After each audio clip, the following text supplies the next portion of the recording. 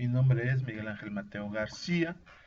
En este caso vamos a hablar acerca del realismo, que forma parte de la asignatura de Literatura Hispanoamericana 2 del siglo XIX al modernismo y que está integrado en la licenciatura en lengua y literatura hispánicas que se imparten en el Centro Universitario UEN Amecameca.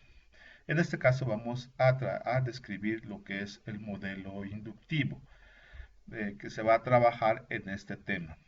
¿Por qué se eligió este modelo inductivo? Bueno, porque nos va a permitir conocer de manera general cuáles son las características del realismo a partir del estudio, análisis y reflexión de tres obras particulares. En este caso son cuentos de autores y nacionalidades diferentes.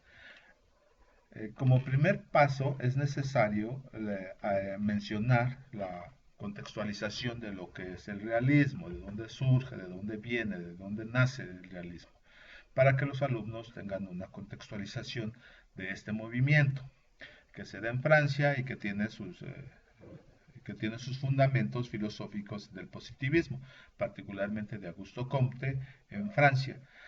Eh, ¿En qué consiste esta cuestión del positivismo? Lógicamente, pues está enfocado al estudio de las ciencias, eh, el estudio científico de la naturaleza de, lógicamente, del aspecto social. La literatura también entra dentro de este contexto, dentro de esta filosofía positivista, en la cual pues trata de explicar por qué los personajes son de esta manera, por qué los estratos sociales se mueven de esta forma, por qué pues las clases sociales se mueven eh, en una cierta dirección. Generalmente las novelas realistas pues van a ser muy extensas. Recordemos el caso de Naná, Emile Solá, Germinal, por ejemplo. Recordemos aquí en México el caso de Los bandidos de Río Frío, que son novelas muy extensas, que son novelas muy grandes, porque pues entre sus páginas tienen una descripción que tratan de pegarse lo más objetivamente posible a la realidad, al contexto en las cuales están escritas.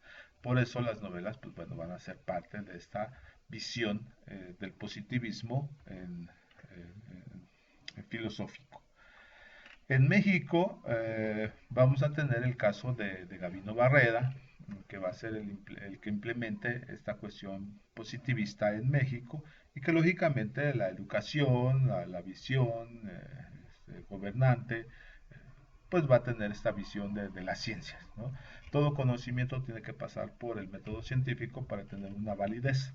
Y la literatura trata de apegarse a estas condiciones, eh, pues, digamos, filosóficas.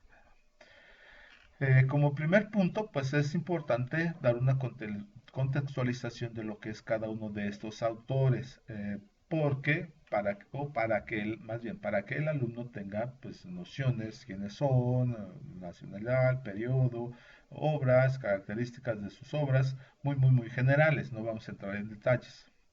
El primero de ellos es José López Portillo y Rojas con el cuento Reloj sin dueño. El siguiente va a ser el autor Tomás Carrasquilla con el cuento San Antoñito. Aquí también se va a dar una visión general de lo que es el cuento, el autor, sus obras, sus escenarios, su contexto, les digo, para una contextualización para con los alumnos, para que cuando ellos lean los cuentos, revisen los cuentos, pues sepan más o menos de esta situación. El siguiente cuento son los amores de Bento Sagrera, de Javier de Vianda. También aquí lo que se va a dar es una contextualización, pero ya a partir de un video, para que los alumnos puedan pues, conocer ciertas notas características de los autores y de las obras. Una vez leído la técnica a trabajar es que que los cuentos se dividan en pequeños grupos que trabajen los alumnos para que cada uno de ellos pues vayan haciendo una anotación, digamos, así de esta manera. Primero los amores de Bento Segrera, el equipo que les toque trabajar, pues van a anotar aquí las notas características, por ejemplo, personajes, características de los personajes, el lenguaje, el contexto social en el cual es escrito, la época, otros temas, no sé, la época, el contexto, em, eh, las temáticas, las problemáticas y desde luego pues los desenlaces, ¿no? Hay que también conocerlos. Y así con cada uno de ellos van a formar estos equipos las notas características de estos temas particulares para que nos permitan llegar a las notas generales. Estas notas generales, pues aquí ya vamos a notar cuáles son esas notas que están presentes en los tres cuentos o que podemos hacer hipótesis acerca de las condiciones del realismo. Por eso estamos hablando de este modelo inductivo, donde leemos tres cuentos particulares para llegar a conocer planteamientos generales. Es decir, no vamos o no se pretende, además porque, pues bueno, sería un poco exhaustivo trabajar con todas las obras realistas hispanoamericanas. Mejor se trabajan con tres y a partir de eso se hacen hipótesis, se hacen planteamientos generales acerca de lo que es el realismo hispanoamericano.